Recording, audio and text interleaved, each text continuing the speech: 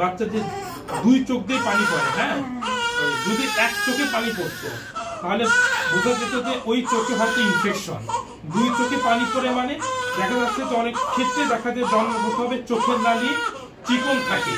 চোখের নালী চিকন থাকলে তখন এভাবে বাচ্চাটাকে আমরা একটা চোখের মেসেজ দিই, হ্যাঁ, এটাকে বলা হয় চোখের ব্যায়াম। এভাবে হাতটা এভাবে ধরবে, ধরে দুইটা আঙুল একসাথে করবে, করে এভাবে জাস্ট এভাবে একটু প্রেস এভাবে সকালে 20 বার, রাত্রে 20 বার এই মেসেজটা করবেন।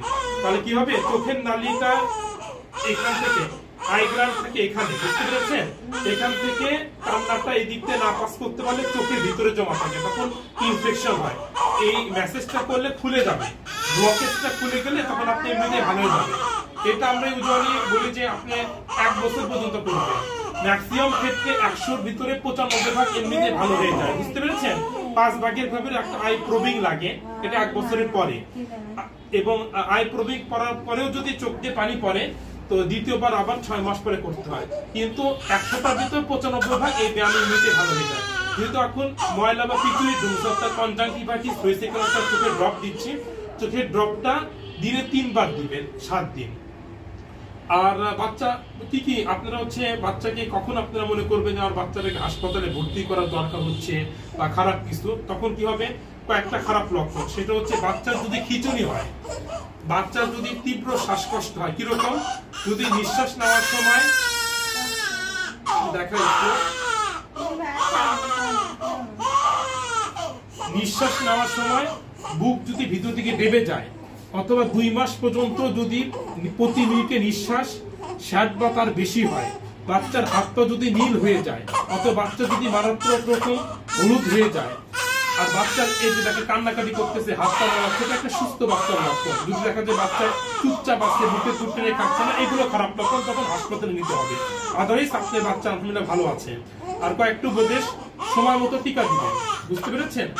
2 নম্বর হচ্ছে IYCF, infant and young child feeding এর মধ্যে 3টা উপাদান। একটা হচ্ছে জন্মের পর 1 ঘন্টার ভিতর বুকের দুধ দেওয়া, এবং 6 মাস পর্যন্ত বুকের দুধ কন্টিনিউ করবে, 1 ফোঁটা পানিও না, শুধু বুকের দুধ।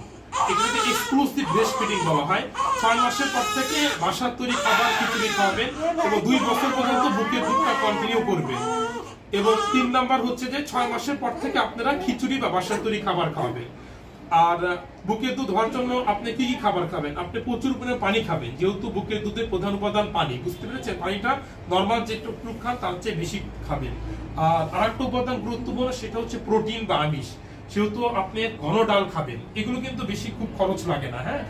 আর 3 নম্বর হচ্ছে ভিটামিন খাওয়ার প্রয়োজনীয়, শরীরের প্রয়োজনীয় ভিটামিনের জন্য আপনি কালোজিরার ভর্তা প্রতিদিন খাবেন। আপনি কি বললাম, প্রাকৃতিক বুকের দুধ বৃদ্ধির জন্য প্রচুর পরিমাণে পানি খাবেন, ঘন ডাল খাবেন, কালোজিরার ভর্তা খাবেন, দেখবেন যে বুকের দুধ বাচ্চার কম হবে না। অন্য কোন প্রকার দুধ, অন্য কোন প্রকার কোনো কিছু দেওয়ার প্রয়োজন নাই, বুঝতে পেরেছেন।